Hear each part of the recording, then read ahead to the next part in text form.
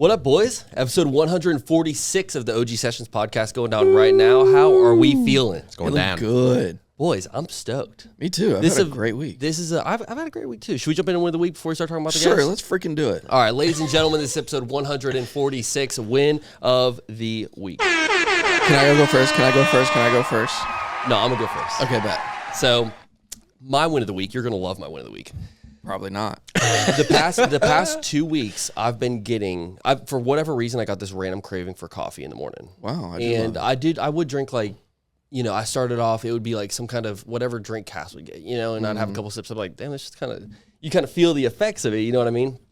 And for whatever reason, like, I just got this weird craving, and it's been going on for like, a couple weeks where it was like, I wake up in the morning, I'm like, all right, let me start to Starbucks. So let me go to, my secret was Chick-fil-A iced had coffee. me until you said Starbucks, but Listen, keep going. Chick-fil-A iced coffee. Low-key, so slept on. It's really solid, bro.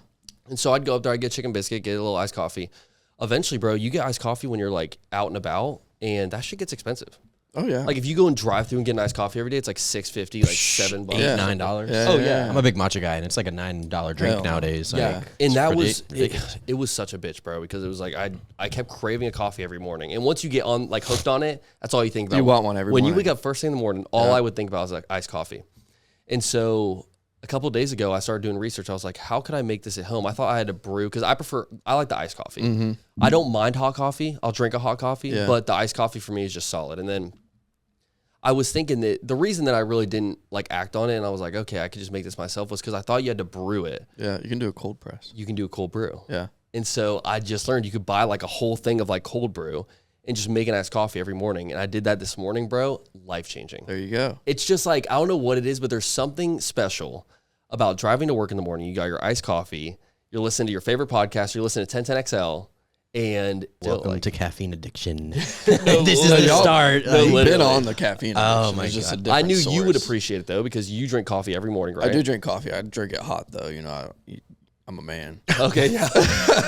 But I do see your beard is getting a little thicker, so like I that? believe you when You you like say that? you've been drinking a little bit of iced coffee. You do have a man bun, so like it tracks. I get it. Like you're, Facts. Give me my credit. Like, but you're drinking coffee. Thank You- you. like, I'm proud Thank of you. I will say it's better than drinking a Red Bull. I would have Yeah. like a little bit of like, Red Bull just feels like it's so much more unhealthy for do you you than a put coffee. your, what do you put your coffee in on the way to work? Like a Yeti tumbler. Perfect. So Yeah. like it can pass as a hot coffee. Oh, for sure. No one knows it's iced coffee. Okay, cool. No, yeah. I They don't put it hear in like the a plastic jingling cup. every- He's that one guy that goes to like the coffee shop, and he's like, I want a black coffee. And hands a sticky note that has the fruity ass Yeah, drink yeah, that yeah. the girl would order. Strawberries and He's all like, black, please. So I started off, I would drink like a vanilla, like iced vanilla chai latte or something like that. And it was really good, but it's like, eventually, I don't know, it does taste like there's a ton of sugar in it. You know It what I does. mean? And that was the one thing that was killing me. It's like, I didn't want to drink like a full energy drink or like something with a shit ton of sugar. And so now, bro, it's just like a coffee, cream and sugar, ice. Like, dude, it fucking slaps. Bingo. And what do you listen to in the morning? I was going to ask you that earlier. Like on your way to work, like what are you vibing out to? Honestly, okay, so the mornings, a lot of times worship music. I ain't gonna lie to you. Really? Yeah. Just because, like, rap in the mornings is just too much, too fast. Country, like, I listen to country a lot. So, like, I don't know. Do I want to listen to Chris Stapleton every morning? So, like, if I don't know, I just put on some worship music. And then it goes from there. Do you ever listen to podcasts? Is there any Never. podcasts that you'll never? Not a single one. Like, I've tried. Like, because I don't like sitting in silence. If I'm doing something, I kind of need something going in the background. And I've put on a podcast just to see, and, like, it just never, if I'm interested in it. Is it distracting? It's not that it's distracting. Like, I can tune it out. Like, it does work as the background, but that's it. Yeah. Like, if I put something on that I'm interested in while I'm doing something, I'll find myself getting distracted and watching. I never do that with podcasts. Yeah. So I don't know what it is. I just don't think you found the right one yet. I think that's the issue. I So if agree. you're watching this right now, drop a couple podcasts that you guys fuck with. I already have a couple that I listen to. I think you would really like Bussin' with the Boys. Yeah. I've actually used Bussin' with the Boys as a blueprint. I just think the one thing that I benefit most from with a podcast is, dude, I take so many notes, like mental notes. Like when I'm listening to them, like there's certain things that they do or certain cadences they have or like certain like chemistry between like the two guys or the guest or whoever it is. And it's very similar to our show where it's like they're Taylor and Will are clearly just best friends, and then they get a guest on, and the guest, like, within 30 minutes becomes their best friend as well. See, but that's the kind of person you are. You will watch and study. I'm a willy-nilly kind of guy. For sure. Like, I will just get on here and wing it. Yeah. And that's why sometimes I don't say shit. you do. you naturally, it's extremely rare that someone like you can just go and wing it. Yeah. Which is the thing. Like, I wasn't like that at all. Like, when I first... Well, before the podcast, I didn't... You had to beg me to do it. I didn't want to sit here and talk to people because I'm not... I mean, I do like people, but I don't like talking to people, I guess. I like people, but I don't like I think over time, too, like, you get your reps and you kind of learn, like, what works and what doesn't work through doing it. Whereas me is, like, I like to take things from other shows where I'm like, okay, that's a good idea. Let me apply it. Let me apply this. Do you listen to anything, Hayden? I did. Like, I get... it's weird because I have to have a visual aspect. And so when there's no long car rides where I'm listening to something, I have to physically watch it. Yeah. And it's funny because, like, the other day, I love a good storyteller. So anybody that knows how to, like, tell something really Are you on TikTok? It's funny that you bring that up because, yes, and TikTok's long format videos right now will get me, like, sucked in. And I was like, I pulled up to the homies the other day to pick something up, and he just left it on his doorstep. So I put something on, and it was like a 20-minute TikTok video. And I literally just set it down, and I'm just sitting there, like, staring at it. Kept going from, like, I probably shouldn't have been doing it, but that's the only thing that, like, but this guy was gifted in, like, storytelling, and it was about Kratom and Kava, actually. And it was, like, the most random thing, but I was captivated at how, like, his storytelling, and he was actually addicted. Was it the guy sitting in the chair? He was every everywhere. podcast No, it wasn't a podcast. There's this guy who, like, talks about like addictions, and he's always sitting in this chair, and he'll talk about Kratom, he'll talk about weed, he'll talk about like the pills and shit. And it's like it's this hood dude who's clearly been through it, and, like, he just sits there and tells us stories about it. My algorithm and, like, podcast choice changes based on where I'm at with life too. Like, sometimes I'm on, like, my health shit, and I'll listen to Brian Johnson, like, that dude that's trying to live forever. Like, I'll listen to his shit religiously, bro. Like, when I'm on my health grind, like, there's times I'll listen to him in the gym. My shit is all plants. I ain't gonna lie can only imagine. See, that's perfect. Like, if you could find a pod that was like, but the thing is, listen. So there are, like, certain pages. There's this one page. Listen, I can't say that. I can, but I ain't going to. But there's this one page that she was, like, breaking down, like, the scientific way a root grows. I would listen to some shit like that. For Just sure. to, like, I don't know. You would be so good at teaching someone about that too. Yeah. Like, if we go over and chill at Joey's house in the sunroom for I'm learning something when I leave. 15 minutes, I know so much more about, bro, I can name, like... If people get close, I'm like, all right, you're here. Here we go. They have no choice. I have to tell them something. I didn't know how to even pronounce half the name of the plants that Joey had. And now it's like I go in there, I'm like, oh, that's a Philodendron Bro Marx. It's like, shut up. You're getting back like, into your Joey's Plants TikTok stuff, right? Yeah. He's I into posted it. today, actually. I saw that. I was like, okay, who we Every got? now and then. too. Yeah. He's coming back. What's the motivation for that? Maybe if I get, like, a cool following again, then sponsors just for 100%. fun. Yeah. Free plants? I mean, free plants. Do you think right now it's just like out of boredom, like you just kind of want to like... I mean, I have so many cool ass plants. Like, why not?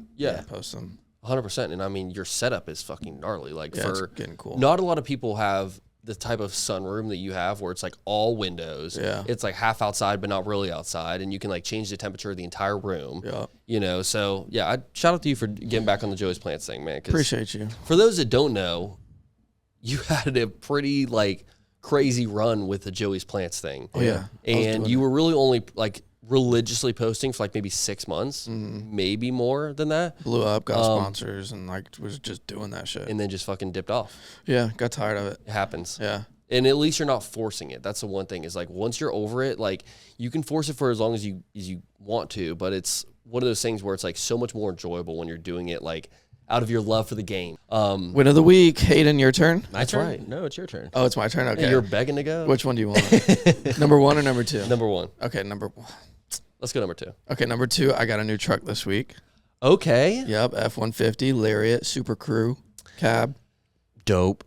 New rims, new Sick. tires. I am very proud of you for getting this truck, bro, because she looks good out there. Yeah, for a while you went from like the girliest car in the entire world. It was a Mazda to the most badass truck ever, dude. Which is nice. It sounds good too. It does. And the tires on it, like New engine?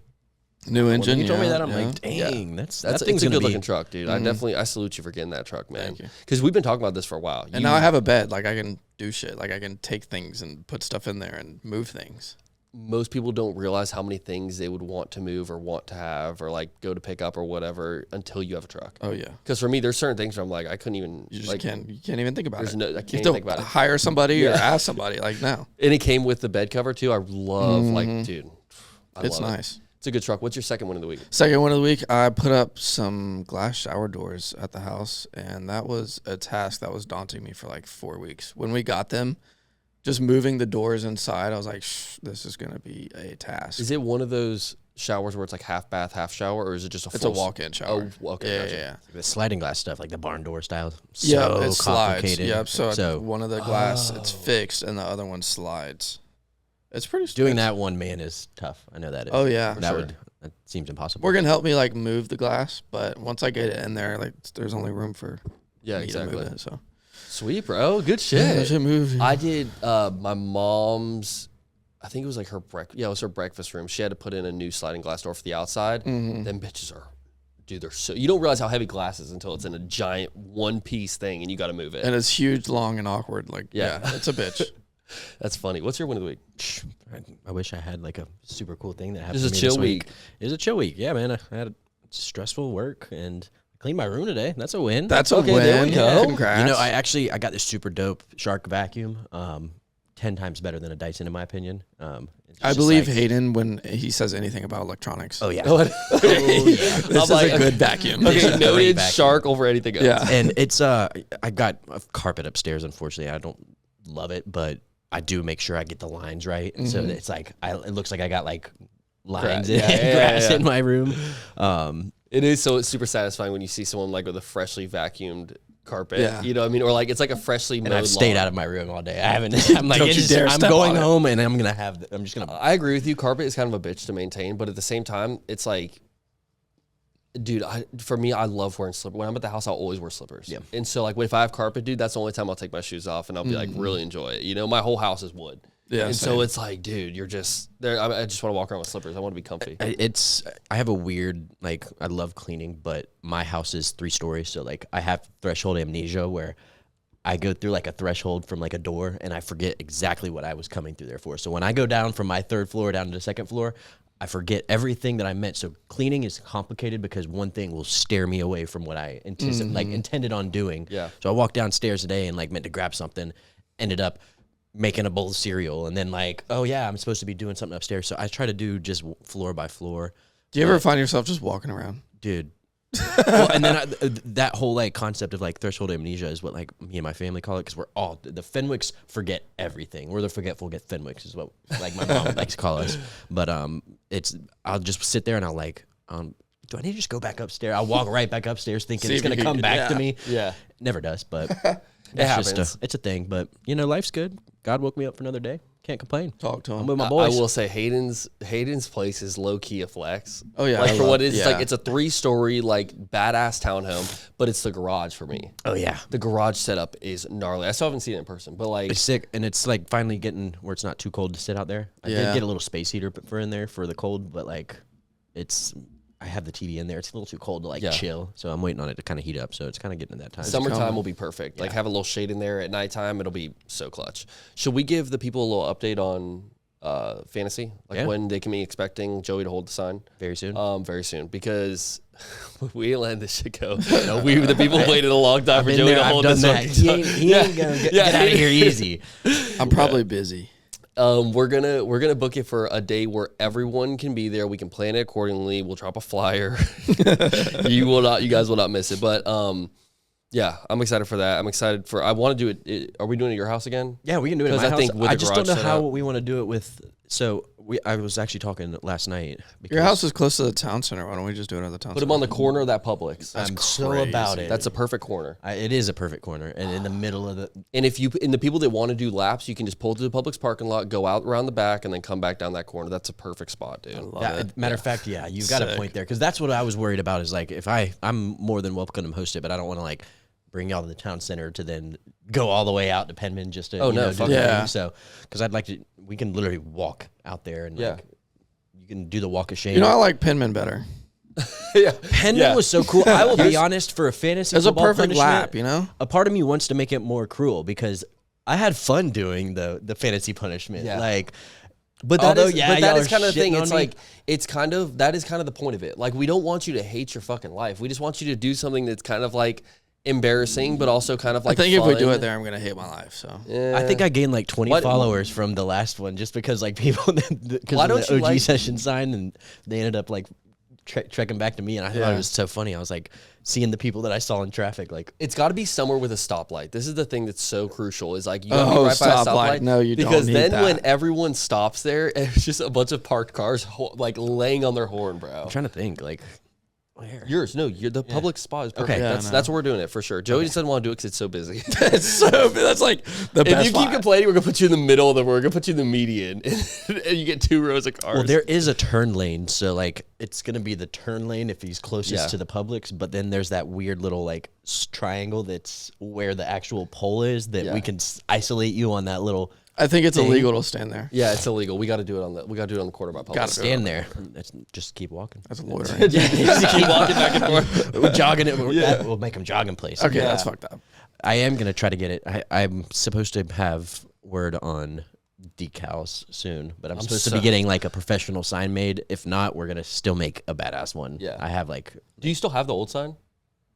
Whatever happened to the No, old I sign? don't threw know what that happened to shit the away. old sign. Yeah, I thought we left it at Scott's or something, but who knows? But yeah, y'all boys ready for today's episode? Heck do it. yeah. So today we've got Blythe Milligan. Mm-hmm. Super excited about today's guest, man. We've been actually talking to her a bunch about trying to get her on the pod. But she runs a logistics podcast called Everything is Logistics. And to be honest, I've got a lot of questions, to be real, because I love talking to other podcasters and see how they structure their thing, but hers is super niche. Super niche. And I she's love it. also surprisingly done a ton of like really cool things with.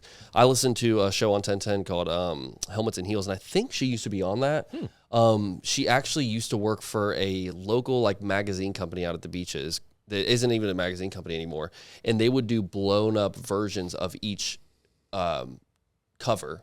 So they would like whenever they drop a cover of their magazine, they'd make a huge blown up one and they'd hang it at their studio. Is that the one you And have a then- shotgun? Yeah, Talking that's about it. Void? Yeah, Void. It's, Oh, that's yeah, a yeah, shot. They're Cobb gone? one. Yeah, they're Yeah, gone. they've been That's- gone. That's Ink Factory. Yeah. Those Ink guys, Factory. those I didn't know the that. people that used to do Void. One of them is a County. partial owner of Pete's and Kickers, but the other makes ones so much they started Ink Factory. That's why Ink Factory's got that really good branding, bro. Because they all come from like marketing a magazine. Dude. Interesting. Yeah, but I'm very excited for today's episode, man. I think it's gonna be really cool because when I kind of like was doing my little studies, I was like, it's super niche, but coming from like an old logistics position, like I could see how there's a craze and there's a following because like I find it so interesting when I do go like new places. I am always trying to like find out how does stuff get in here, and that's kind of like the whole concept of like logistics. Like, how do I get something from here to there that's huge or that's small, and like the cost of that. And so the fact that she's made some success out of something so niche and is kind of like pretty. That's a flex. In Oh, my for opinion. sure. One thing that Botter said that kind of stuck with me before, this is months ago that he told me about this, but,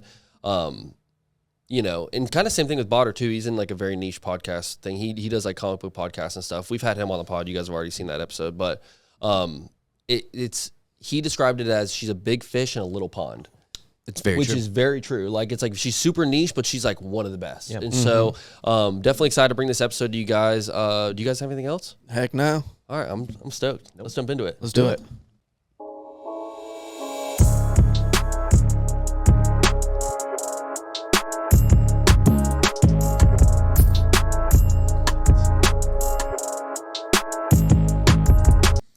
Blythe Milligan. Hello. How are you doing, girl? Thanks for having We me. are honored to have you on the pod. I feel like we've booked you, or maybe not booked you, but we've talked about doing this so many times. Every time I've ran into you, I'm like, whenever you're ready. I think it was kind of, conference season for me, in the business world. It's a lot of travel and it's a lot of catch up when you get home. And I'm still kind of going through that right now. But yeah, I'm glad we were able to finally make this happen. Congrats on getting married. Thank you so much. To a previous OG Sessions podcast guest, which is super cool. I mean, Joey just got married too, so you guys are kind of like in the same boat. But yours was months ago. A year and a half ago. No way. Yeah, we got married in 2024. Am I I feel like we just saw those pictures. I know. Did that you is just post the weird. pictures or something? Because I swear that just happened. Maybe when you were doing your research, maybe you saw the pictures. Yeah. Because I don't post that often. Yeah. So on the feed, it looks like it was last Yes. week. I got you. Yeah. Okay, that had to have been what it was. Yeah. Because I was like, every picture y'all posted, I can see it in my head right now. I'm like, I feel like You this guys just got happened. married. Yeah, y'all just got married. I mean, it definitely feels, still, I don't want to say like honeymoon phase, but it definitely is. I don't know if you feel this Blissful, way, but yes. yeah, it feels like very like spiritually peaceful. Yeah. Where did you to guys be get married at? St. Augustine. Okay, nice. So we got married in the heart of St. Augustine at the Roosevelt Room. Stayed downtown St. Augustine, so it was That's cool. amazing to have all family in town and get the wedding done and over with, and then you can kind of walk to all the bars and the restaurants, make a weekend out of it. It was super fun. That is a good place. We had a friend of ours get engaged in St. Augustine, right in front of the fountain, and it was like perfect. Like afterwards, you just go and party. It's such a cute town too, and I don't know if anybody has ever like stayed overnight in St. Augustine. That was the wedding weekend was the first time I'd ever stayed the night, like Yeah, I've multiple never stayed nights there, I don't in think. St. Augustine. It's usually like a day trip, but it is such a cute town to go to multiple nights and just be able to wake up and walk around. And you kind of feel like you're out of town, but you're not. Right. Like if you did forget something at home, God forbid, it's not out of the You can picture. go get it. You can Yeah. go get Yeah. it. Exactly. But it is like a good day trip type of thing. I really like St. Augustine Beach. Call me crazy. Is that Flagler? Technically Flagler? think Is so, it? Flagler. Well, no, like right after you go over the Bridge of Lions, you like go up a little ways, and there's like Anastasia. Isn't Anastasia like? St. Yeah, Augustine? there's another park over there too. That Is there a pier? Yeah, there's a St. You're Augustine. talking about the pier? Yeah, there's a pier, but I typically would like to go down to Anastasia State Park, Yeah. which is like it's like a little campground type of thing. Funny enough, me and my dad actually used to camp out there and then surf the next day. Really? My dad. Good surfing? Yeah, pretty good surfing. I mean, it's Florida. So it's not like, don't expect nothing crazy. You get lucky. Yeah, you get lucky. You don't really plan a surf trip around the waves. You just Right, hope there's yeah. waves when you go. But no, let's jump into it, girl. Let's So go. I know that you've been doing podcasts and radio for so long, but take me back to the very beginning. Oh God. Very beginning, I started a podcast out of spite. I guess I should back it up a little bit more. I started off as a blogger, like back in like 2007. So this is like very early internet days. Blogging about what? Sports and entertainment. So I had a sports and entertainment blog, and my concept is like, I'm going to teach my friends how to understand these things, so that way they can have fun with me at doing these things, going to Jaguar games and, conferences and things like that. Not conferences, but, like video game events or something like that. That's, much younger days when I had time to actually do those things. So I started a blog in order to teach my friends how to understand these things. And then social media kind of started popping up around like 2008, 2009. And I was like, well, there's so many people that are already online that know these things, so I don't have to teach my friends anything. I'm just going to hang out digitally, with these people. And so I got kind of my feet wet with the digital marketing, internet world. I was working at a logistics company at the time. And so when they found out that what I was doing on the side, they said, well, why don't you start doing that for our company? And so that's how I got started in both logistics and then also like sports and entertainment blogging. Okay. And then when that logistics company, unfortunately, I worked there for 5 years. Not unfortunately that I worked there for 5 years, but unfortunately they closed down. And so after that happened, I was kind of a crossroads. Like, what do I do? Do I pursue a media full time? And I saw a job posting for Void Magazine, RIP. R.I.P. Yeah. I saw a job posting for them, and it was literally like just the stars aligned, and I started working for them and eventually became their editor-in-chief after a couple of months. No shit. And I loved working with them. Yeah. I can imagine. That was like our magazine. Void was so fun. I Because always- we're all beach kids, I think, for the most part. So yeah, Arlington. But for the most part, we've always kind of lived like at the beaches. Whatever. Same thing. But that was like my magazine. Like I'd go to, if we went out to dinner, there's always a Void magazine there. I'd have to grab it. I'm like a kid, like reading fucking Void magazine. Maybe not, like 13 or something. And oh my gosh. So that's actually funny you bring that up. I have the giant Void magazine Shad Khan 1 of 1 blow up. I know, and you told me that one time, and I was like, "Wow, that's the only thing I wanted from my job was that magazine." Because that was my last issue working with Void, was that the Shad Khan cover, and then we had iconic, the most iconic, the Whitney's centerfold. When centerfolds were still a thing, so it was like my magnum opus as far as like Jaguars issues are concerned. Yeah, I got that as a Christmas present. My mom was dating a guy that used to live next to Ty. Okay. And so Ty had it in his garage, and somehow my mom's ex-boyfriend acquired it and showed up and gave it to me on Christmas. I about cried. It's still to this day one of the best gifts I've ever gotten, just because it's so random. And he's like, yeah, it's a 1-of-1. Like, they would blow up one and put it on the wall. Well, they had a big anniversary party years ago, and this was, I don't know if it was like pre-COVID or post-COVID, because they did have like kind of a crowd sourcing to try to save the mag, because when COVID happened, you know, a lot of businesses just weren't taking patrons and all. So this is restaurants, this is bars locally that, you know, can't afford, you know, advertising anymore. That's when and print died, especially for Void. Yeah. Was COVID. And they did some crowd, you know, they raised a little bit of money, but I don't think it was enough to keep it all going. Wasn't y'all's studio right there by the pier? It was like next to where Delicombe is and stuff like that. Oh my God, I love that place so much. Yeah, that was a really good studio spot, especially because you guys would do the Void Surf Report. Oh, the surf reports. I live for those. Oh my God, brother. Brother.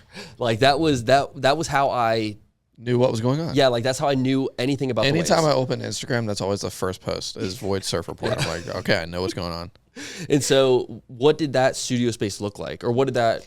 So I was only there for a little while when we had that studio space. Our former studio space was in Atlantic Beach, and so it was right beside that wine and tapas place. Okay. Because it was like the wine and tapas, and then it was, I think, a liquor store, and then a Little Caesars, and then our office. And Bailey's Gym was right there too. Oh my God, you guys are right there. Yeah, so it was like What a everything that the weird- staff could need was right within that distance. That's so crazy. That office saw some craziness. And it wasn't until we kind of grew up a little and moved to like Jack's Beach. And is it like what I picture the Void Studio to be like is just the most ultimate like fun? Was it fun? Place. It I had feel to like have been yes. fun. Oh my God, it was the feel like they perfect go job. in- Was there a ping pong table? That's I was just about to ask. Is there a ping pong table? There has There to had be a some ping sort pong. of table. There had to have been. We had a conference room. There was no ping pong table That's that crazy. I believe, but I know that I left A my foam pit? no foam pit. We did have a mag wall, so that's kind of maybe a little less Was exciting. that where the cover came from? Where was the cover at the studio? So, well, that cover, you mean like the photo shoot Yeah. or the actual, No, the like one the that- hanging of The it? one that I had, like the physical version, where was that hanging? So that was hanging at their party. So they blew up a lot of their famous issues over their like anniversary. And I'm pretty sure it was like their anniversary party that they had all of these like famous issues, their most popular issues, and they blew them up and hung them all around the Surfer Bar. And so they had a big party there. I remember taking a photo in front of it. I had already left at this point to go and work at another job, but that was like... Was that the funnest issue to work on? Yes. Like, just because, I mean, that was so iconic. Shad Khan was like, he had this image of like, he's like an immigrant. They came in and like, he didn't really know anything about football. And like, he's just a bumper guy. You know what I mean? But then he comes and buys the Jags and y'all put him in the floral Hawaiian like shirt with a coconut. And you're like, He was all about it. And that's the thing. Like, we didn't have to convince him or anything because, you know, with working with some like corporate types, they can be very picky about, you know, the questions you're going to ask, what kind of photos you're going to take. They, you know, they want to see everything before it goes to print. And with him, he was so easy to work with. He genuinely like asked you questions and wanted to learn about you and if you had a business and, you know, how you make money. And he was just, I mean, he would also remember things too. If you had met him, you know, months before, then he would remember those conversations too. So very, very sharp and friendly. that's cool. Yeah. Tony Khan, his son, is like the same way. I feel like just, he's very active, like with the Jaguars and everything. And you can just see he's a curious guy. Like he kind of, I don't know. I've never actually met the dude in person, but just like similar vibes to his dad kind of thing, Yeah. which is cool. He's very like on the data analytical side of things. Oh, really? And so that when he first came to Jackson, that was his role is working on the analytics team and being, you know, kind of at the forefront of like football analytics. And can you apply the same things that we learn in baseball? Can you apply those to football? And Oh, cool. I think they also like at practices, they started using like sensors and footballs and stuff. So very like tech forward too. I like that. It's really cool that you worked at Void. That's just, it's like such a throwback to even think about that sometimes. That was my magazine, bro. Didn't Void do the where they drank at Adventure Landing? Like there was a party. I think it was the Void party. Oh my God, that's right. What was that? It was like a It's like a giant summer party. What was it called? Yeah. Oh my God, We had a lot of parties. there. dude, that is wild that you just brought that up. I'm trying to think of even what it was. I remember. Y'all Did you ever work that? It was insane. Dude, I only worked there for like 3 I know. weeks. You I doubt I barely worked worked that. You got fired so fast. I was like, no, I did not work that. But I know that you also, correct me if I'm wrong, but you also did something with 1010XL, right? Yeah. So Where does that come along? So when I left Void, I left to go cover. I got a college football reporting gig. Not really reporting, but blogging. So there was a guy that worked in the office with me. He had a sports site that was only focused on college sports, and they wanted to start growing, and they wanted to be kind of like, I don't know if y'all ever follow like SB Nation. Oh, for sure. I don't even know if they're still around. No, but SB like all Nation. those little random like sports blogs. Where they have like the teams that they, kind of he wanted to build a company like that. And so he was bringing me on to cover college football. And frankly, Did you have a specific team that you had to cover? no, I don't even really follow college football all that much. Like I am pro through and through. Yeah, that's how we I are. like the big sports. Like I don't really. College is fun sometimes. It is, but I feel like we're so, like all of us are more NFL guys than anything, dude. I mean, if I Florida am. State's doing well, I'm watching Florida State. Yeah, but that But it's been a while. I But haven't even watched if the college Jags football in a long aren't time. doing well, you're still watching the Jags. True, So yeah. it's like, but I see what you're saying. Like I'm always watching college football too. But Yeah. So yeah, I left Void to go, and plus I was making a little bit extra money too by going and making this move. And I thought to myself, like, oh, I've been blogging for so long. Like, is this the natural progression, the next step of like, can I cover sports full time? So it was at the same time that the Void team introduced me to Steve. Blanking on his last name. I'm sorry, Steve. But he is the GM over at 1010. So I had lunch with him. They were thinking about starting up a football show hosted by all women, and they wanted me to, kind of play like a small role, like come in for a segment once a week. And so both of those moves happened at the same time. So I'm kind of thinking like, oh, I'm going into sports like full time. This is the dream.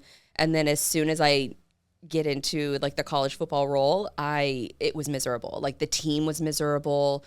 The team that I worked with, they were fighting with each other. Like on the second day, I knew I had made like the biggest career mistake by leaving Void. I was gonna say because it also doesn't help that you're leaving such a cool company as well. Yes, Right. and In I the long worked. run, it's like you probably. I mean, obviously Void didn't work out, so it's like it didn't stay being a thing. So it's like that would have only lasted so long. Yeah. You know what I mean? But it was still so nice to, as a creator, to work with other, like Logan Bowles, who is like famous NFL photographer now.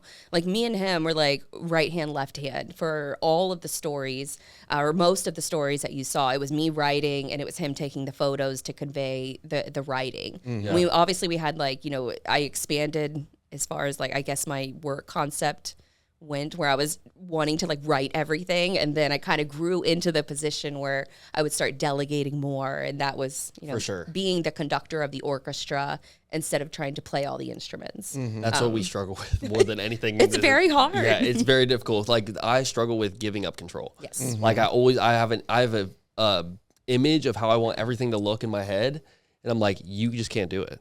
Like Nick just started letting me put the SIM card in the.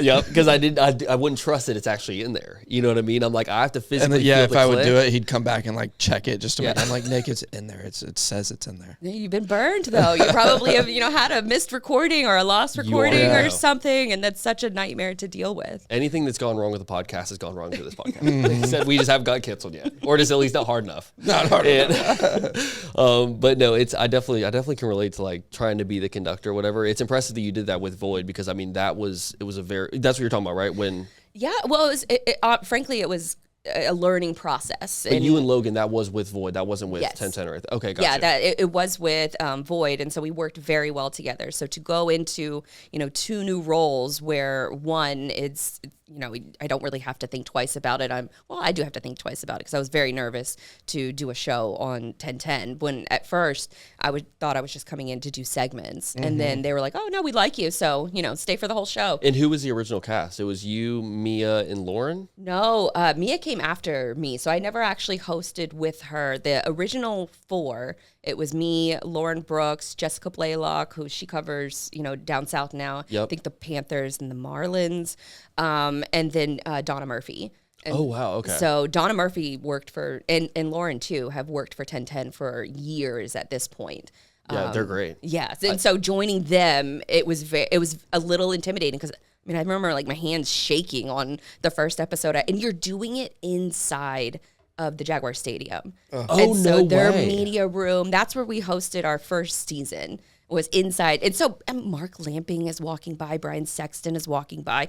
And at this point, I'm still like a huge fan. And so I'm still a huge fan, but I'm going to hyperventilate if I meet these people. And so seeing them walk by and knowing that they're listening was terrifying. Yeah. But it ended up working out. 100%. That's, I mean, just being in the Jag Stadium, like when you walk through the doors, something changes. You like the nerves start to set in. Yes. You're like, okay, I fucking made it. Like, what's next for me, up. I will say, so what was y'all's time slot whenever you were doing it? So we were Tuesday nights, and we started off, I think for the first couple years, we were 6 to 7. Then they bumped us to 6 to 8. And so we got an extra hour.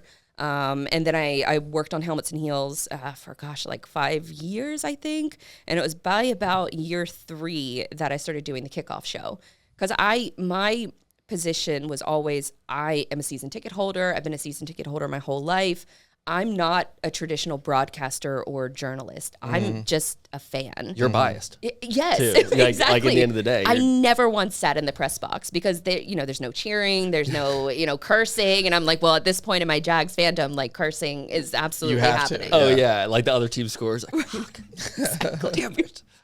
Okay, they just scored again. All right, on to the next one. Another pick. Yeah. Trevor threw another pick. God, well, at that point, it was like Blake Bortles and What a fun Blaine year to kind of Gabbert. cover them though. Like the Blake Bortles, like 2017 run was so sick. Like that was the most elite. Were you doing it then? Yes. Oh, so that's good. 2018 was my last season, and I only stayed on because there's so much losing for those first few years, and then 2017 happens, and I'm like, I could do this forever. Right. Yeah. And then the next 2018 season happens, and that was the year that, because we had lost to the Patriots in the AFC Championship game, but then we beat them the following season in like October or September. Week 3. And then we lost like 7 games in a row, and that was it. I was like, all right, logistics business is kind of starting to pick up. And this isn't working. Yeah, and I can't keep Is there a part of you that like misses covering sports though? It's such a fun environment. Like there's nothing like if I could cover sports, I would, because I'm kind of same boat. It's like I only care about the Jaguars and Bama here a little bit, and those are the only sports that I watch out of everything, so it's like I wouldn't be able to cover much, what I mean? But like it's got to be so hard going from something as fun as sports to something that's so much more like, how do I say this? Boring as fuck. No, I think I do want to jump into like the transition from 1010 to everything is logistics. Was that the name of it when you first started? No. So I left 1010 because my business so I had worked in logistics, then went and worked for Void, and then I went and worked in sports radio. And then when the job didn't work out that I had left Void to go and do, I had to get another job again. Mm-hmm. And so I just followed the same team, the same logistics team that went out of business. They opened up a new shop, kind of around in the same area. So I just went and got a job with them and that was my full-time income, working 1010 on the side, because if you work in sports media, it's not going to be full-time income. Yeah. Like you get perks, which is great, but perks don't pay the bills. Also, it depends. Don't you get more money depending on your time slot? Is that how it works too? Like if you have a longer time that you're on air, then you get paid more money. Is that how it works? Not necessarily. It depends on the show, and it depends on how many sponsors you get. And really? So it's completely like sponsor driven, where you'll get a certain set amount of money per show. And I was a contractor, so I wasn't a full-time on-air talent. But if you're full-time on-air talent, you're doing everything, and your hours and days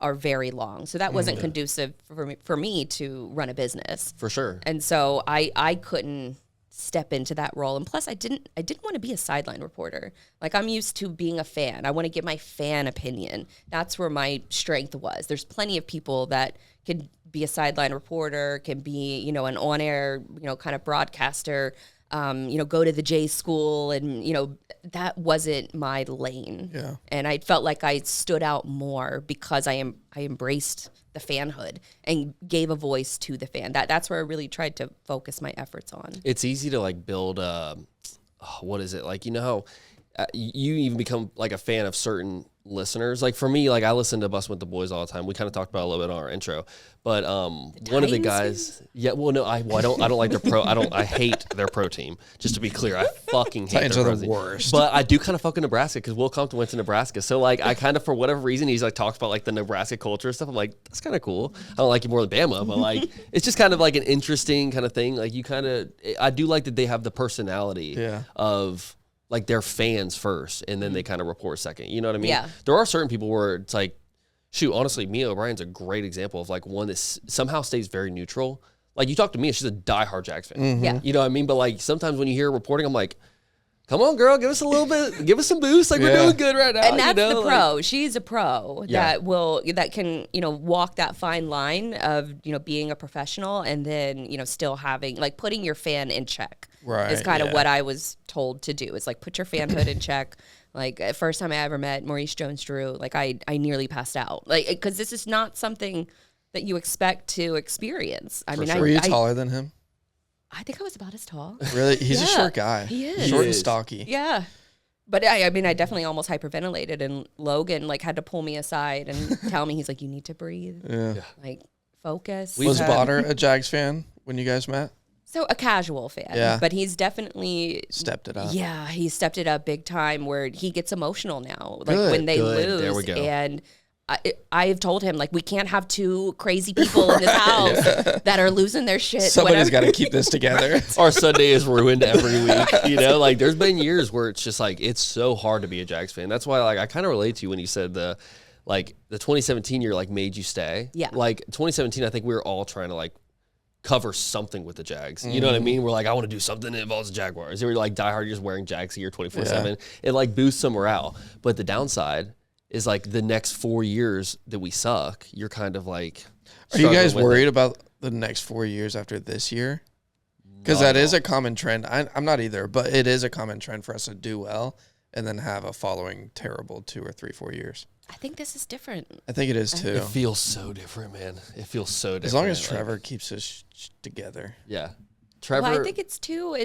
They're gonna get good when they're not playing here. Like that's how it's gonna happen. Yeah, we don't get to see it. Right. You're so right. And You're so right. This will be the year they win the Super Bowl. Right. It's like, of course they would when they're playing at Camping World Stadium in Orlando. Is that this year or that's next year? Next I think they're doing limited seating this year. This year's limited. They just announced it today. I think it's like 41,000 or something like that, which previously What is it was typically? 63, I think.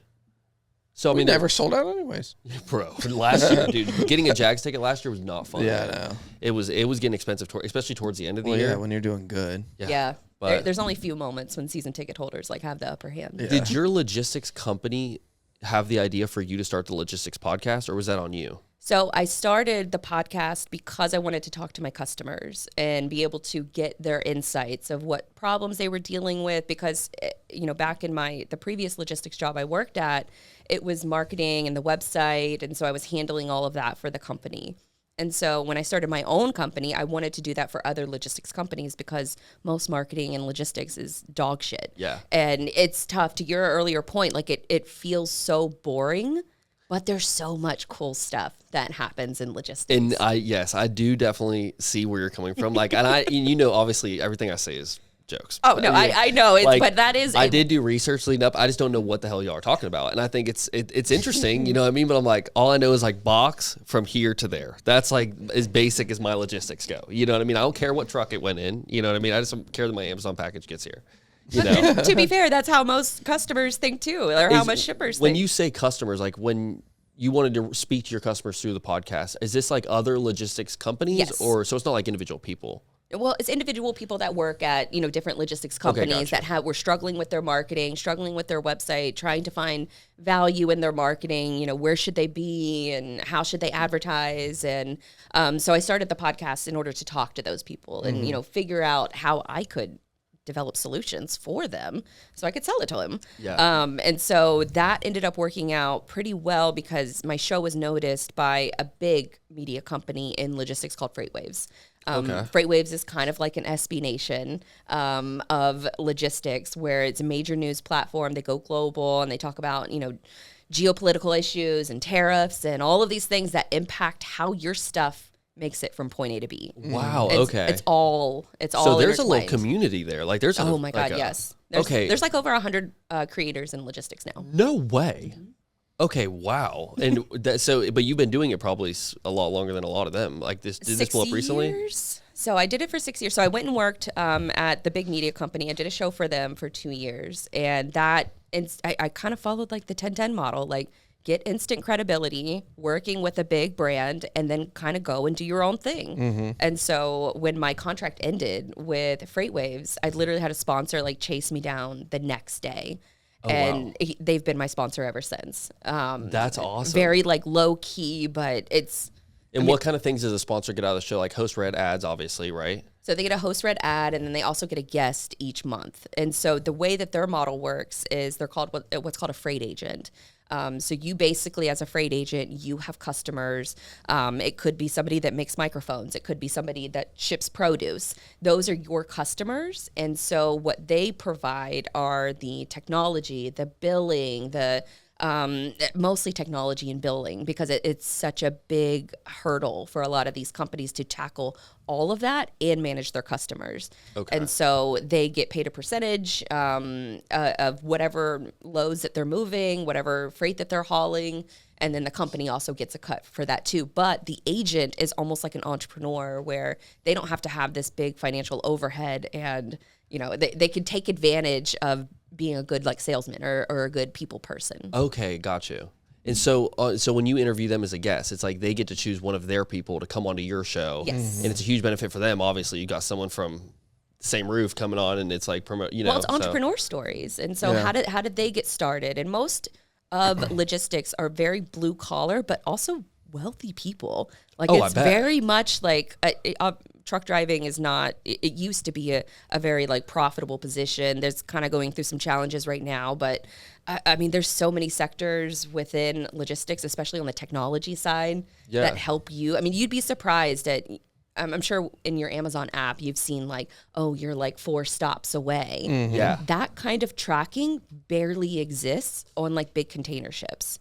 So like the big containers that are put onto a container ship and then they're brought into a port like Jack's Port. Yeah. And then those containers are taken off and they're put on a truck or they're put on a train. Like that's how the whole system sort of works. And it goes to a distribution center nearby. They take the freight off that truck. They're putting it on a smaller truck. They're putting it on a smaller Amazon truck. They're putting it in a robot. Like it's such an intricate process that I think we really take it for granted that you can buy something and get it shipped to your door. Is there like an interweb that's like a common interweb that everything talks to, like to communicate?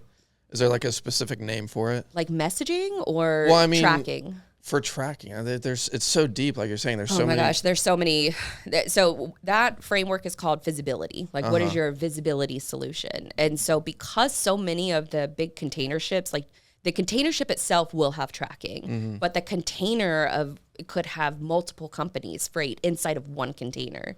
And the container ships can have thousands of containers on board. So you can't necessarily see like where your freight is on that ship, but you can get a notification when the freight comes off the ship. Right. And so there's Is that because are they scanning like there's got to be some way to like actually clock that container? Because I mean, your package is in a little container that's inside of that big container. It's inside of another container that's in a ship. You know what I mean? So it depends. It depends on the type of shipment. If you're shipping like a bunch of electronics, you want they call like IoT devices, so little trackers that they can put inside of the container or inside of their high value freight. Okay. You can also just pay to only be be the only product in that container.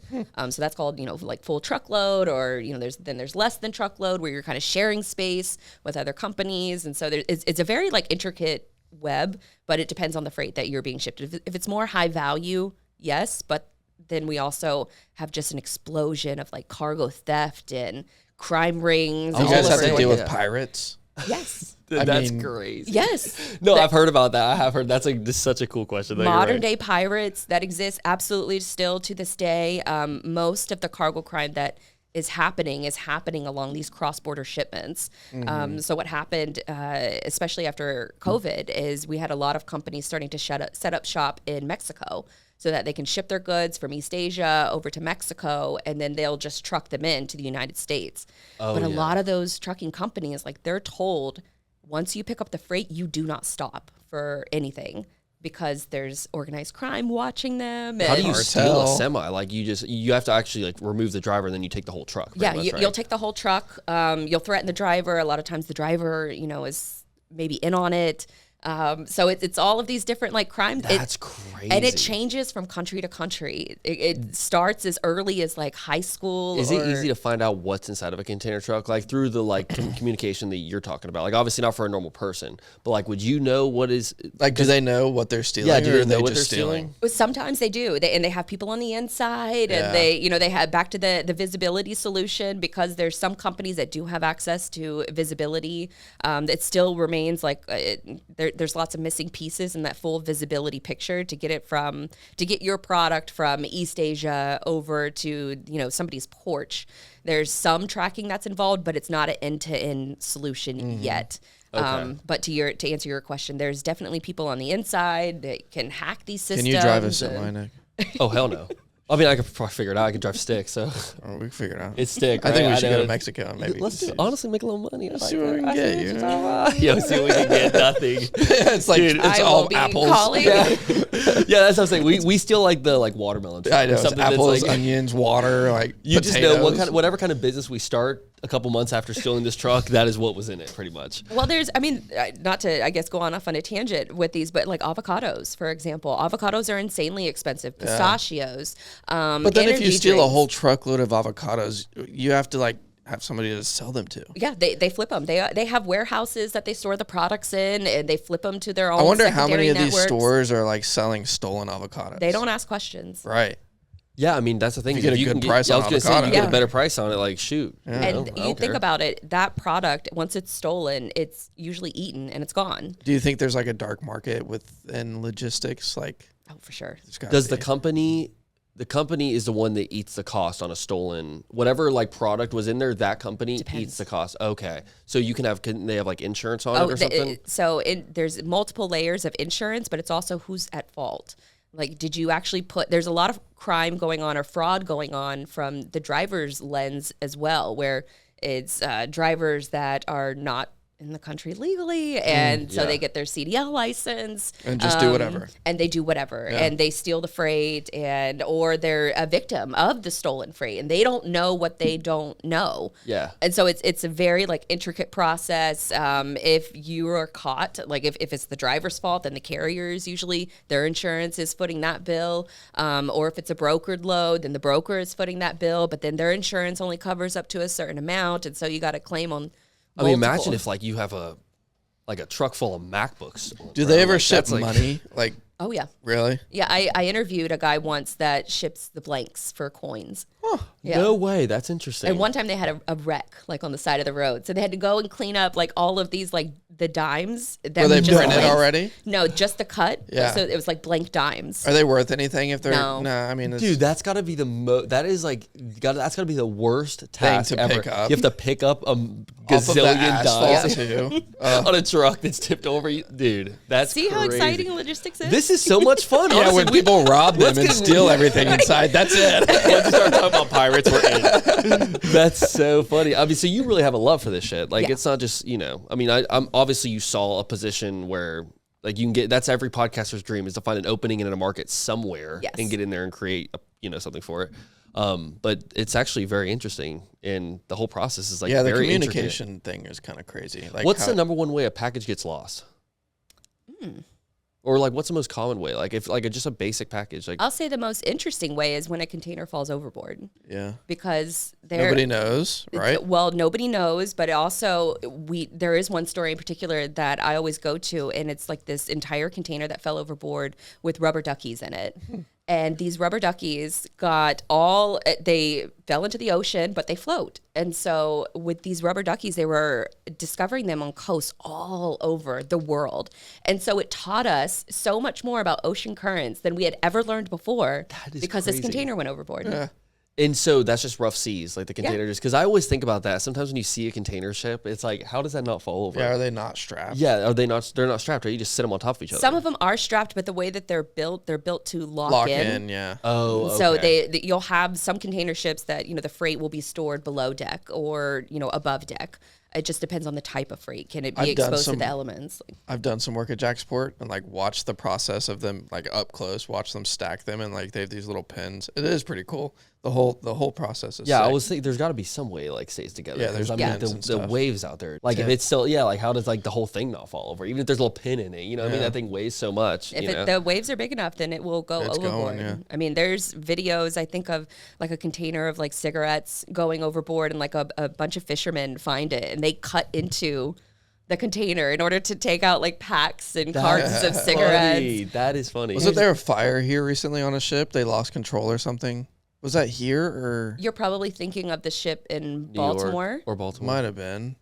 And that's the one that lost power and crashed into the Francis Key Scott yeah. Bridge. That might have been. Maybe it wasn't here. You're not thinking about that old pirate ship that drove into the Brooklyn. No. Okay, no. Brooklyn Bridge Everybody or had their something? legs. No peg legs or parrots.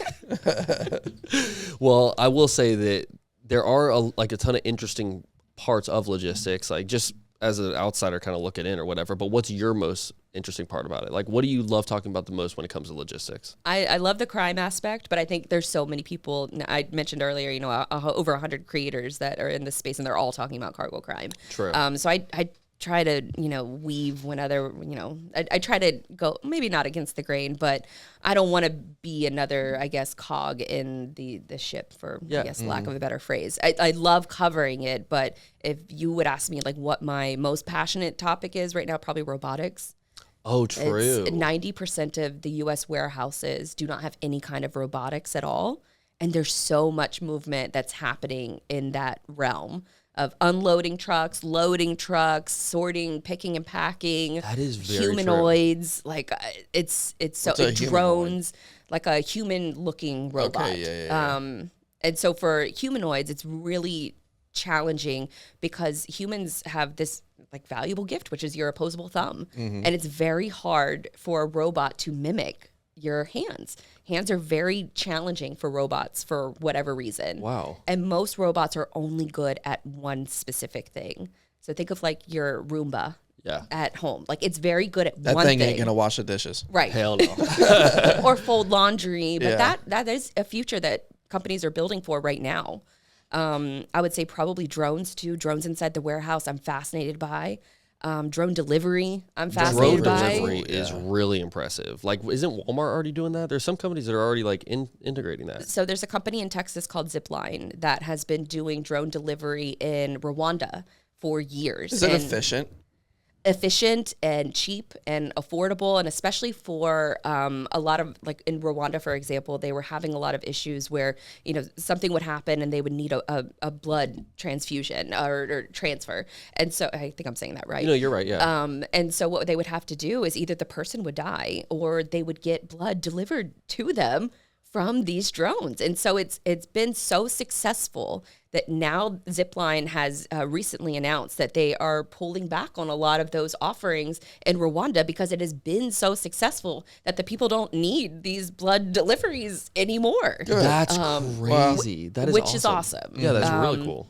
So then there's another example I would probably say for probably like food delivery or like small package deliveries. Like I think we're probably 5 years off from everybody having Does like it just a drone drop it pad out on of their the house. sky, or does it just like come and land on your front porch? Kind of like I've seen them. They're kind of big, aren't they? Like they're Well, huge. that's why they're testing it, is because you have to have like a big enough yard in order for the drone to drop the package in.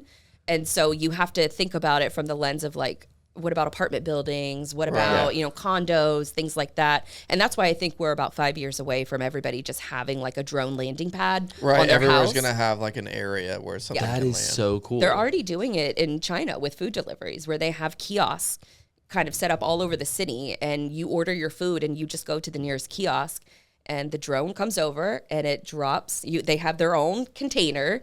They drop the food on top of the landing pad of the kiosk. You punch in a keypad. That is you crazy. get your food, and that's how they're. I already feel fancy just having Walmart Plus and get like doing my order like that, and they just showing up. Oh, like I couldn't just got imagine. that. Dude, it is clutch. I know, You I don't feel- have to, Like, I Better than hate Amazon? shopping. Yeah, I have Amazon, but like Walmart Plus, It's like groceries and stuff, you know, Okay. like you can get like, you know, I just got onto this. Walmart's I even love 5 Walmart minutes from Plus. my house. It's just having to leave my house, go Yeah. shop, and then come back, put it, or I can just put it in online, it shows up, and I continue what I'm doing at home. Like, Exactly. going to shop takes 3 hours, no matter how long it takes. Yeah, well, yeah, true. It can be 30 minutes. It's going to be a 3-hour ordeal. Yeah, that is the thing. And then you don't buy what you don't need because you're not sitting there with Right. everything in your face. Like you can just order off the Walmart app. Like if I need 3 things. And I think when we signed up, it was like a deal where it's like 0 delivery fee for like the first year or something. Yeah. And so I was like, Do you find now if you walk into a store, you're just Lost. entranced? oh yeah. Like I'm like, 100%. whoa, Yeah. this has been so long since I've been in a store. Well, it's just like new products. Like Yeah. certain things will stand out to me where I'm like, oh, I didn't even know that should exist. You know, Yeah. like if you walk, like it's been so long since I've walked into a Best Buy. Like I would love Right. to go to a Best Buy and see like, True. what does a new camera You want to look go? like? Can we do it? Dude, wouldn't that be fun? Like, Can you still play the guitars? well, it's fun. What's fun? The Guitar Hero thing, Yeah. or whatever on the new. Yeah. So I the last time that I even like stepped foot in a Best Buy, I remember I was so intrigued by like the drones, like the photography drones, because like at the time I was like, the drones were just getting big. But I bet now, bro, you can go and get like. And we're adults now, so like we Yeah. kind of can do whatever we You have want. adult money. Oh, yeah, true. We have no too. We Sorry, can- nobody's gonna tell you no. But that's actually, I still hear that voice in my head when I see something. I'm like, no, you can't buy that. So Yeah. I don't buy myself things. Yeah, it does depend. It depends on what the thing is. If it's Yeah. something like just for fun, then I usually talk myself out of it. Yeah. But if it's like it can be necessary, like I feel like If I'll it's let a it slide. plant, I'll buy it every time. And I feel like one thing that is kind of like, as just a normal person, like when you think about logistics, like one thing that is kind of not surprising, but you just don't ever think about it is it going to the facility to get sorted out first. Because like there's a distribution place for everything, right? Oh, for sure. And so for Amazon, obviously, if you live in Jax, you know where the Amazon distribution place is. It's like freaking giant. But what about like smaller cities? Like, are they like if you live in, I don't even know, like some Callahan. Callahan or something like? Is it going to the Amazon distribution plant too in Jacksonville? It's all regionalized, and Okay. so they'll have facilities all over where they store what's called last mile shipments, and so you're gonna send that freight to your last mile DC, so your distribution center. Okay. And then from there, it'll get sorted out and it'll get routed to Even if different it's far drivers. away. I Even see if what it's you're far saying. away. Okay, I see what you're saying. But a lot of times in places like Callahan, Central Florida, that's where you'll find some of the larger DCs True, yeah. because that's where they have the space and they can kind of grow into it. We're next to 2 major highways with 95 and I-10. Like you can go up sure. and down the East Coast and you can go west to East Coast with I-10. And so for our merch, this is actually going to be kind of interesting because I've never known half the shit that goes on with our merch. We don't package or ship any of our merch. It all comes from our printer. So print on demand? Yeah, print on demand. Okay. So someone orders on our website and it gets sent to our print on demand person and they ship it out and we get $10. Appreciate it. And but I think they print it in Charlotte or something. And then does that go to like, where's the distribution plant for, is it like a UPS distribution plant or? So typically with that process, it's a print on demand shop. So they will have locations all over the country. And depending on where the buyer is at, that's where that order will be sent to. And so these are, especially because I've used print on demand in the past. And so if like somebody in Pennsylvania is ordering one of your products and there's a warehouse in Pennsylvania, typically what they'll have is they'll have different sections of the warehouse. It could be a smaller distribution center. It could be just like a leased area. Like we're in an office park right now. Yeah. So you have a space here. That's exactly what's happening. When you get a warehouse space, you can do whatever you want with it. You can see. store goods. You can have the printing materials and a mini shipping department. You can set it up however you want. Yeah, so if we were close enough to a printer, we could like try to do something like saving money and make this the distribution center, send everything here, and then ship it from here. It right? would be a lot, but Yeah, it would be a lot for sure. I mean, yeah, well, we don't sell that much. But Well, you it would wouldn't make, be you a would lot. make better margins. It'd be 3 packages a week. But the goal with how you're doing is that you don't have to keep merchandise on hand, and that's where a lot of companies will lose their ass is that they buy too much and then they can't sell it and they can't get rid of it, and then you're paying the storage fees on product that can't move. That's exactly why this podcast started because we couldn't make any money with a fucking clothing brand. So they're like, all right, we'll go for what's next. You We know? have full closets of everything. Oh we're yeah, never- we still never have. getting I've rid got hundreds of shirts that have just like. We'd print on them and like because what we would do originally we thought that the idea was you invest all this money in a bunch of products at first and you move them for double the price and you're going to make your money back, but that's just not how it works. You're investing like $1,000 and then it takes you 6 months to sell them all, and by that time you spend so much money in other places too. It's very difficult.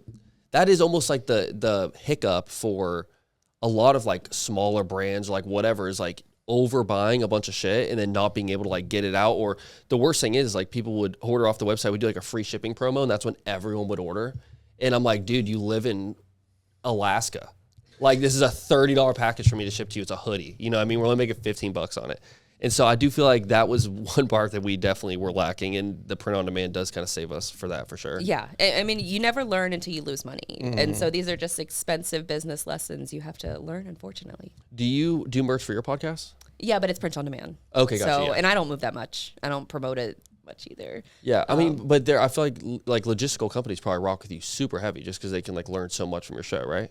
Yeah, I mean, I do very well with the show. I don't do a lot of merch though. Like a lot of people want to sponsor the podcast, but I'm very conscious of not having it be too ad heavy. I'm actually moving into a different transition period where I don't think I'm going to take any new sponsors on the show. I'm not going to say like never say never, because if somebody wants to throw a big check my way, like I'm going to listen. Yeah. But the way I see it is that instead of chasing sponsorships that might not last forever, why don't I just build my own products and then use that ad space and push it to my products that I owned. And so that's the transition that I'm going through right now. Is I launched a company called Cargo Rex about a year ago, kind of the Google search of logistics. Oh, wow. Basically one place where you can find all of the logistics technology and solution providers and, be a resource to the industry. Is it live right now? It is live. What is it that's called? awesome. Cargo Rex. Spell it. Is it, what's the Rex spelled? Is it R-E-X. W? Oh, R-E-X. So like a okay. little C, dinosaur. yeah. Yeah. Okay, I thought it was W-R-E. Me too. C. Like, Yeah. what are we wrecking? Oh, like, damn, Cargo Rex. Okay. It's like the stealing thing, but whatever. No, that's cool. I really like that. Was that a hard URL to get? I got .io. The .com is some UK What's company. .io? What does that mean? It's like more of like a tech focus Okay, sweet. domain. Okay. So my other company, Digital Dispatch, it's a .io. .com for Cargo Wait, Rex what's is like Digital 12 Dispatch? grand. What's Digital Dispatch? That's the website management company that I started the podcast for. Okay, gotcha. Was for Digital Dispatch. I used to be a full service marketing agency. I don't do marketing services anymore, but I will build your site in a way that gets you discoverable through SEO. If you make content, then we have different automations set up for your site to ease that process. And all of your guests are virtual, right? Most of them. Okay. Unless I go in person to an event, like a big conference. I just got back from Vegas. Gotcha. From kind of like the Super Bowl of logistics. I saw that. That looks so fun. It's so fun. Yeah, and it's like so many big brands you don't even think about. But like, yeah, these brands probably have a lot to do with logistics. Yeah. How did you get invited to that? How does that work? So I've been going to Manifest since its first year. It was 2021, I believe, was their first year. So yeah, 5 years running now. But they are very like tech heavy, tech focused. It's the first conference that I had ever been to where I saw the whole supply chain under one roof. So autonomous trucks, drones, software, like all of that under one roof. Wow. And it's the tech movement that's happening in logistics is incredible to see. I mean, it's very much like the nerdy brains that are meeting like the blue collar brute, and they're coming together and like making these creative solutions in order to take over the world. Yeah. Yeah. Yeah. It's funny. One thing that I wanted to circle back on, like the reason I was thinking that no one really thinks about the distribution plant thing is like sometimes I'll see my packages in Jacksonville and it'll piss me off because I'm like, just bring it over here. Like it's like it'll be like 2 days. Don't get to my house. I'll be like, I'll drive and go pick it up right now if it'll make it easier on y'all. And that's just one thing. It's like it's actually at a distribution plant. Like it probably just got backed into the spot too. Like let them get it off the truck first, and then that was like one thing that kind of. I don't know. I always think about that. I always end up like tracking my package when it just arrives in Jacksonville. Well, I will say some retailers, like I know Target experimented with this. Walmart has experimented with this, where they almost treat a section of their store as a distribution center, where if you order online, then they're going to have a section of their store that's designed for you to come and pick it up. A lot of that got pushed to the forefront because of COVID. And so a lot of innovation happened because there was just such a massive increase in demand for all of these products because everyone's stuck at home. You can't go and do things. And so in a way, COVID was like a blessing in like some of the logistics world. Like for a couple years it was. True. And then the last couple of years have been really rough for a lot of companies. Yeah, I can see that. What do you think is the biggest struggle with them like now? It's probably a lot of businesses want stability. And even though I am a fan of tariffs and how they can impact the economy in a positive way. There's a lot of debate that goes on with who actually pays the tariffs and, who is paying these costs. Most of tariff costs, the company or the freight forwarder or the broker, they're going to be picking up those costs. But there's also instability, and businesses, in order to make their purchase orders, to plan in advance, you have to have stability, and you have to know how much your cost of goods is going to be. True, yeah. And so if you have tariffs that, are 15% one month and 110% the next month, businesses can't plan. And so a lot of freight has either been bought up and stocked for years, and it's just sitting in a warehouse, or companies have waited to make those investments and make those purchases. Which is a huge risk, keeping it all at the warehouse and just having all this product. And now that is the position you don't want to be in as a business, is you have an influx of inventory. Unless it's toilet paper. Dude, that's, it's so facts. So, if you get the right, dude, hand sanitizer. Yeah. Right when COVID hit, bro, if you had an abundant amount of hand sanitizer, bro, I'm jacking that price up, man. I'm sorry. We got to make a little check, man. We're going to be stuck at the house, When you do virtual podcasts, I don't mean to be bouncing around so much, whatever, but I've never actually done one before, but the ones that I've consumed, yours doesn't have this problem. So I hope that maybe we can give some tips to the people out there. But every time I watch a virtual podcast, the host always has perfect connection, and it's so easy and crisp and easy to hear you. But the guest, it's dude, we're on a freaking iPod Touch doing this interview, That's one thing. That's my only complaint about virtual interviews.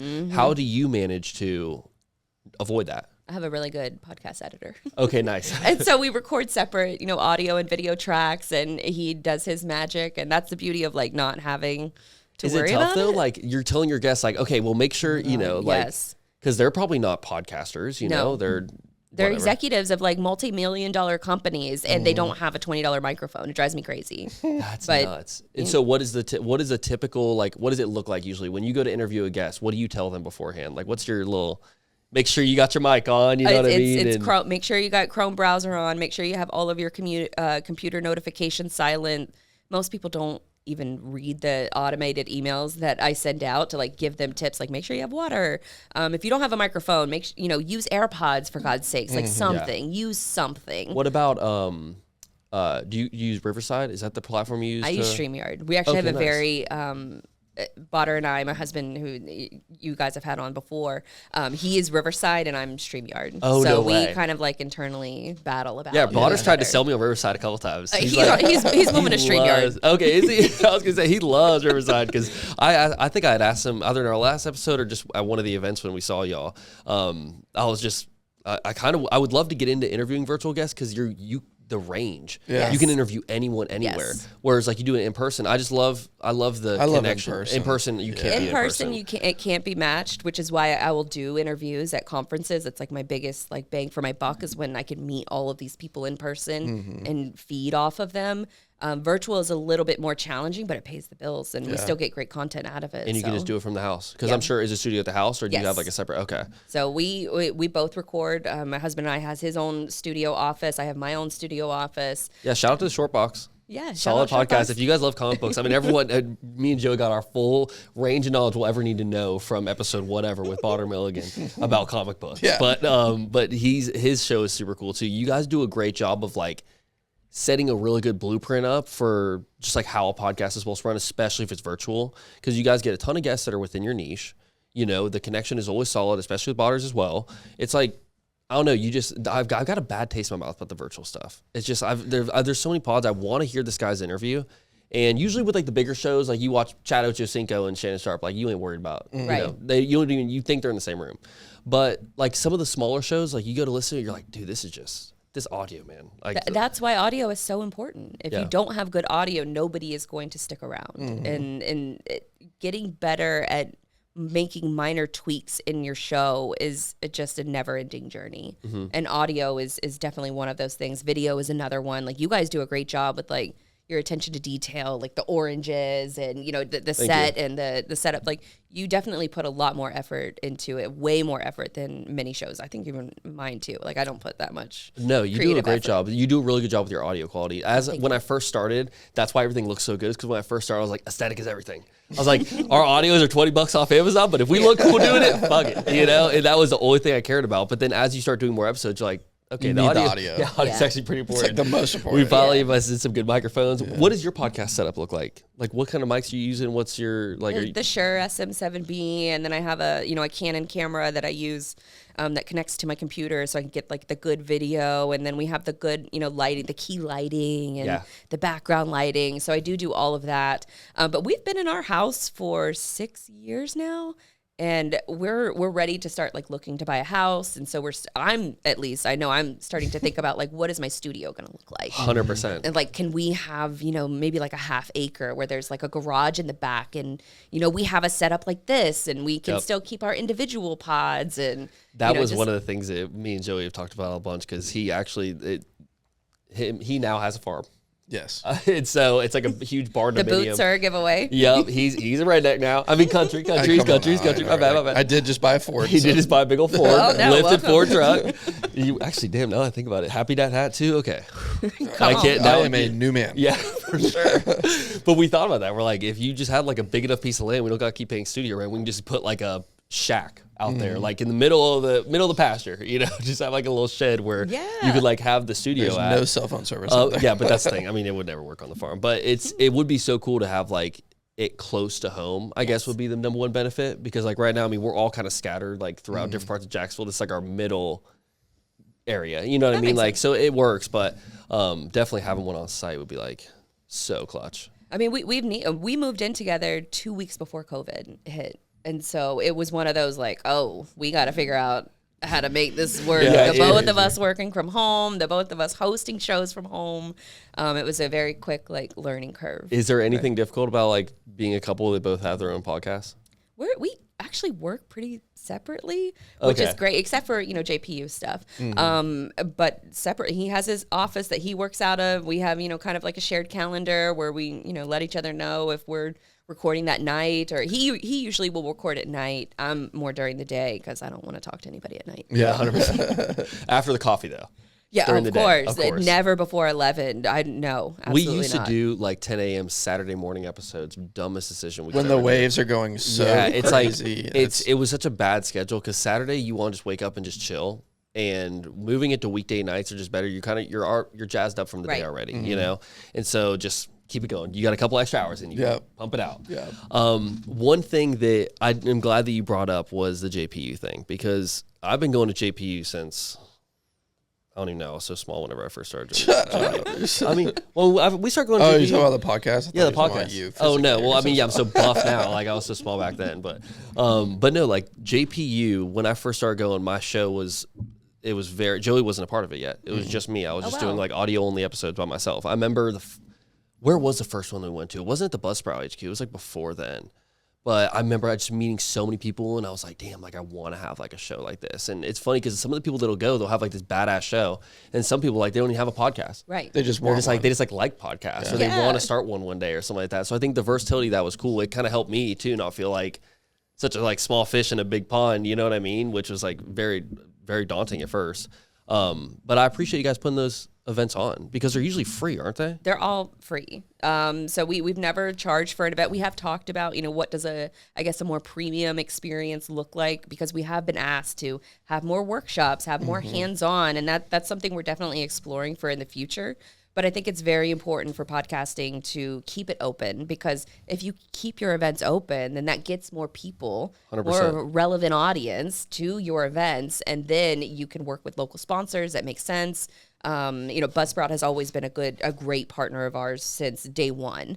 And then the other local podcasting companies who serve national, even global audiences are all located in Jacksonville, which is crazy. It's amazing to see that we are kind of like a podcasting mecca in the country. Which is funny, because Jacksonville, it does give so like small market vibes. Everyone is, I mean, we've all heard it. It's Jacksonville small market, but in podcasting, I mean, you can throw a rock and hit another podcaster in Jacksonville, bro. Yeah. Like literally, I'll meet someone like randomly, or there's a ton of people where like they'll just reach out to me on Instagram and be like, "Hey, I'm thinking about starting a podcast," and I'm like, "Dude, you're the third guy this week." Join the crew. Yeah, I was like, "Welcome to the club, bro." Yeah. And no, I'm not giving you advice on how to be a better Oh my podcaster gosh. than me. What the fuck? I'd be like, Google. Yeah, literally. I learned the hard way. You go learn the hard way Right. too, motherfucker. Get your $20 Amazon mics out. But no, I love that you guys did it. What was the purpose of you guys starting that? Like just to Well, because podcasting, I mean, you guys know it can be very lonely, and you feel like you're kind of on an island, like you're doing this by yourself. And at the time, especially, I think we had launched the events in 2018, and so for a lot of podcasters, that was their first time ever meeting another podcaster. And so being able to make these connections and help people get to avoid the mistakes that, experienced podcasters made was kind of like the first like real fire that started burning. I think, I could say the same for Botter too. Like he lives and breathes this stuff. He's an audio freak. Like He things really that is. I don't notice, and I tell him that nobody cares about.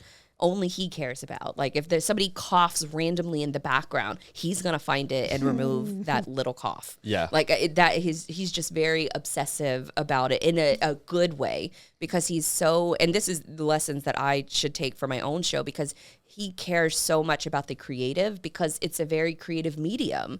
Comic books is very visual. And so his evolution of, moving from audio to even like these really well done social clips and incorporating the visuals into it. Like these are lessons that all podcasters should learn. He does a good job of getting guests on there. I'm like, how do you find another freaking comic booker? I'm like, dude, like what? Like, and it's cool. It's like it won't just be like a fan. It'll be like the guy that wrote the book or something. You know Yeah. what I mean? Or it'll be like an illustrator or something. I'm like, Well, artists, illustrators, writers, it's low-key like readers. interesting. And then he finds a sponsor for it. I'm like, there's a comic book store in Jacksonville? I'm Several. like, yeah. I was like, this is crazy. I was like, we're over here trying to we're begging a candle company to hook us up, and it's like, damn, bro. Podcasting is it's still such a wild, wild west. Like say what you want, but there's no strict blueprint. No. You can do anything and it might work. I've seen some shows, their production is god awful, but the two people that are running it are so freaking funny. Low key, this is when I talk about this, I always think of the Shane and Matt show. I don't know if you listen to any comedy or anything.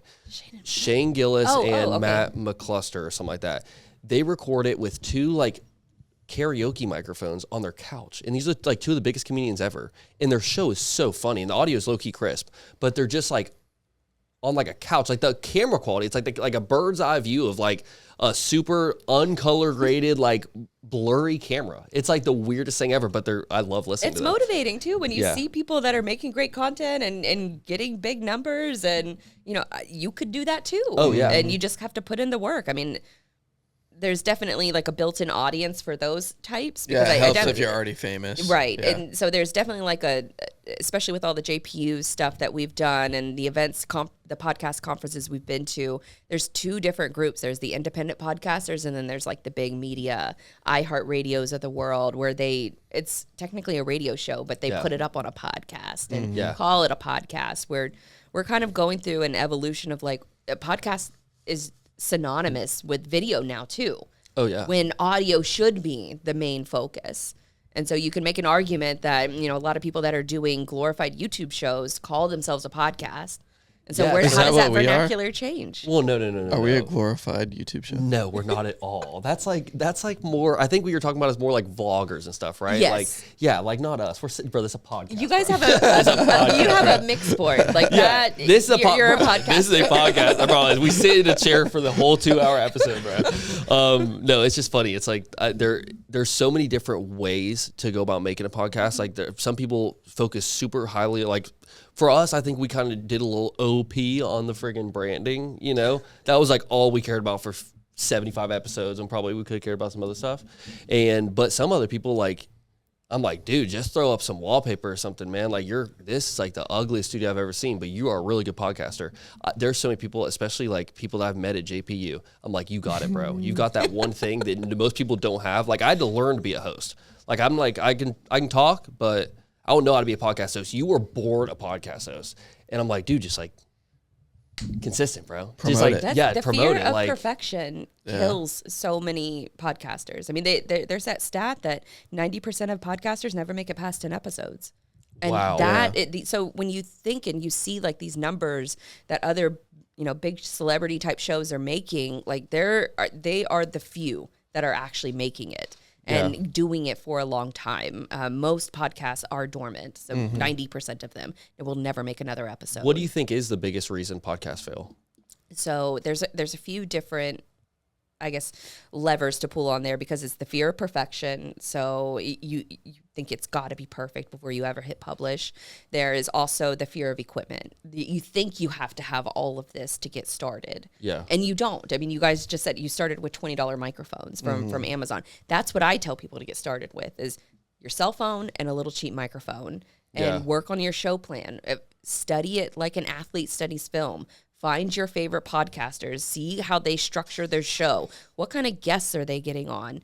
All of the different, find somebody else's blueprint and kind of pick and choose from everybody's blueprint that you could take to your own show. 100%. Like, I think you guys brilliantly do great with like the orange branding and things like that. Thank like you. These are little lessons that I'm taking for like my show of like, how can I get better at the creative? How can I use Botter as an inspiration for his content and, the visuals that he provides and make my stuff a little less boring. I'm so sorry. Show like That's like, I wasn't even trying to like take shots. And we are friends, okay? Like I'm not like, this isn't the first time I met Blythe, people okay? in logistics call it boring. Yeah, and so we have a national or maybe a greater presence now. And I say we, the logistics, and ever since the ship got stuck in the Suez Canal, like supply chain has been like mass awareness, maybe not mass, but people have like been paying awareness. attention. They learned supply and demand and how stuff gets to your door all through COVID, and then the ship gets stuck in the Suez Canal. And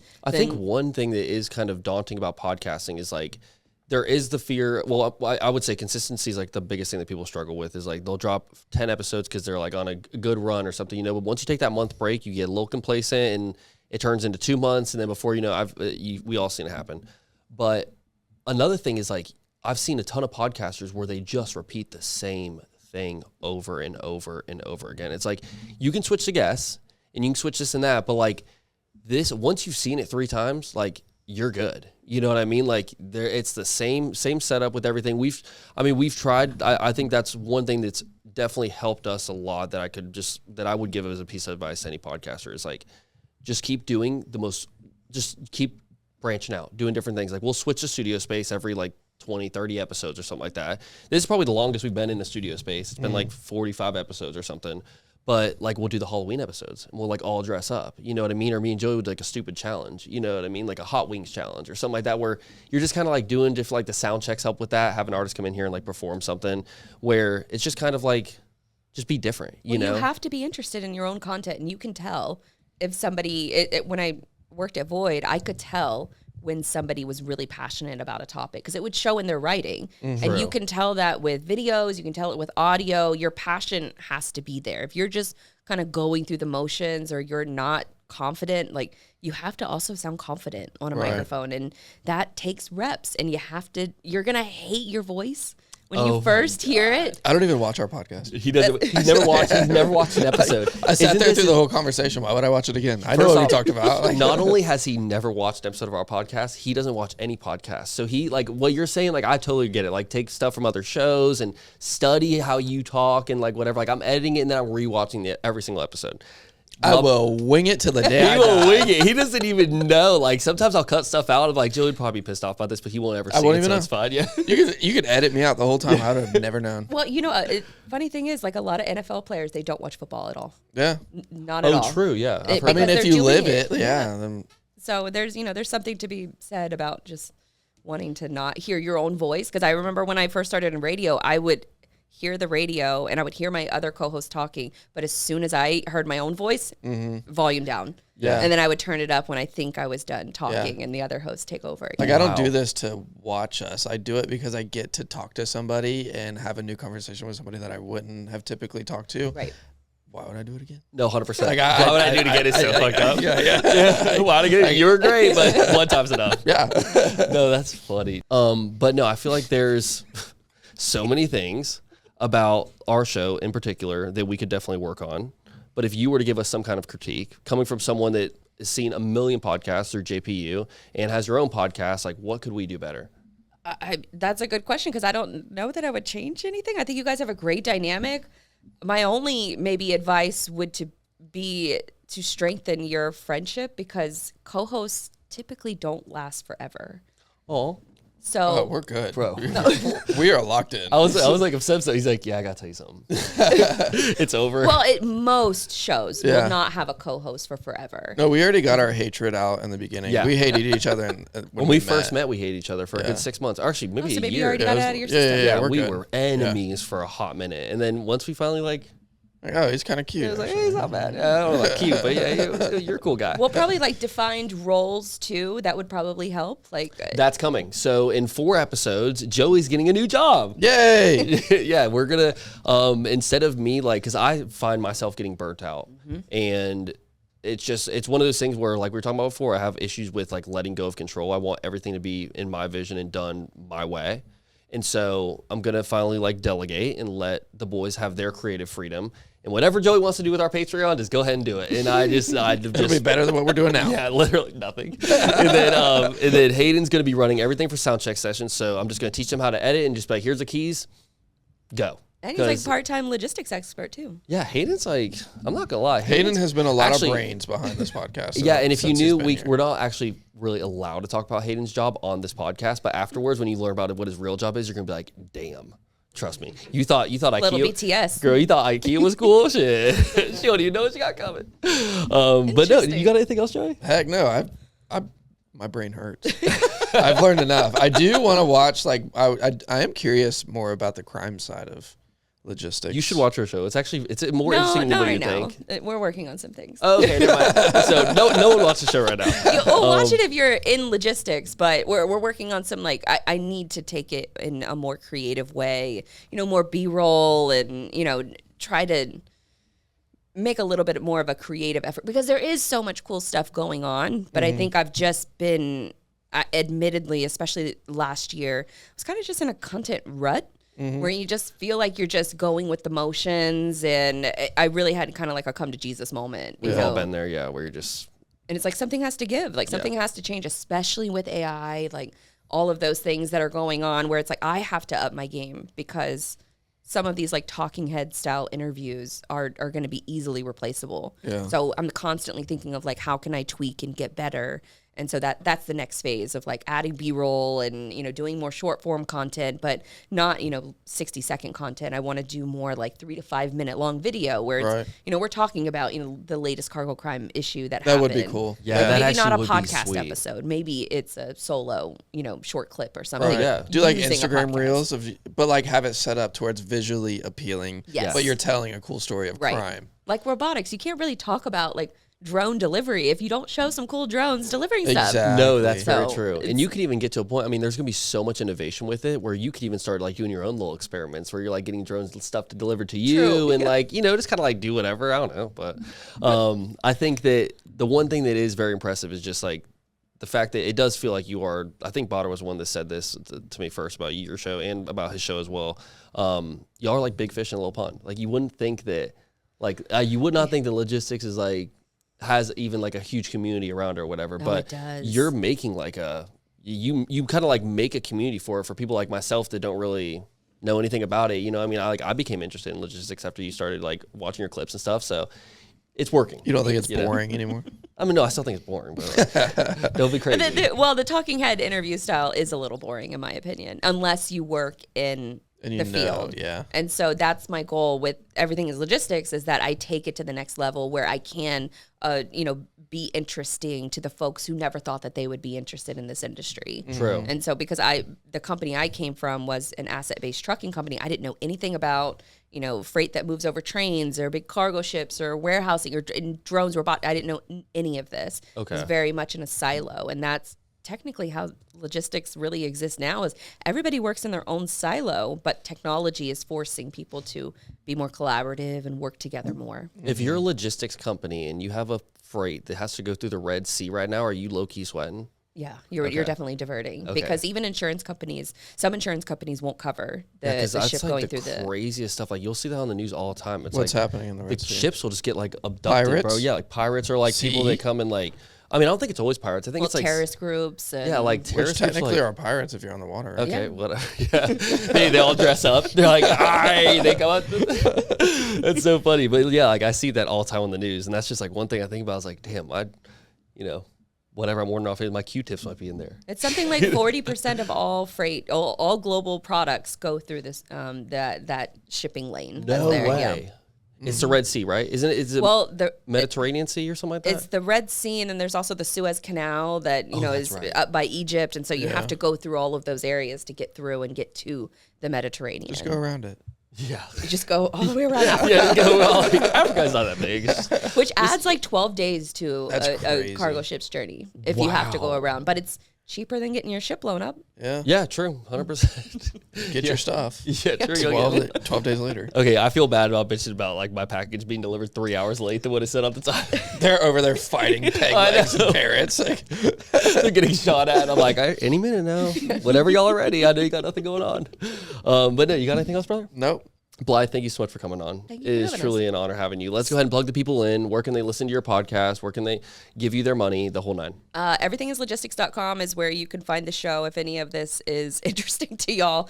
Maybe what's more interesting is JPU, so Jack's Podcasters United. It's a community group with over 500 local members here in Jacksonville. Go to the website and get signed up, and you can come to our future free meetups. I love how you do the Podfest too. Or no, what is it? It's not podcast. It's our Podathon. Podfest. So we Podathon, have that's two right. signature events now. So it's a podcast camp and then Podathon. Okay. So we have a podcast camp over the summer where it's more like educational sessions. It's more like a half-day conference. Okay. And then Podathon is more of a charity angle. And so we try to raise money for Feeding Northeast Florida for the last couple of years, raise a couple $1,000 for them, and just be able to donate it on behalf of all of the podcasters in the area. I love so it. very much like a radiothon, but for podcasting. So we've got some improvements coming for both of those platforms. You guys do a great job of everything that you're putting together. Seriously, it's always professional. It comes from you and Botter. Also, thank you very much for voting as Podcast of the Year. Hey, there you go. thank you. That shit was pretty awesome. I was not expecting that. I was really happy when we got that. So thank you so much. Of course, as someone that recognition matters. Yeah, I was going to that shit. But I had 20 episodes. I was slacking. But so no, thank you for coming on the show. It's truly an honor. Always love talking to you. And yeah, OGs, until next time, this is episode 146. I'm correct on that, right? Yes, sir. Okay, 146. We will see y'all next week, boys. We are out. Peace.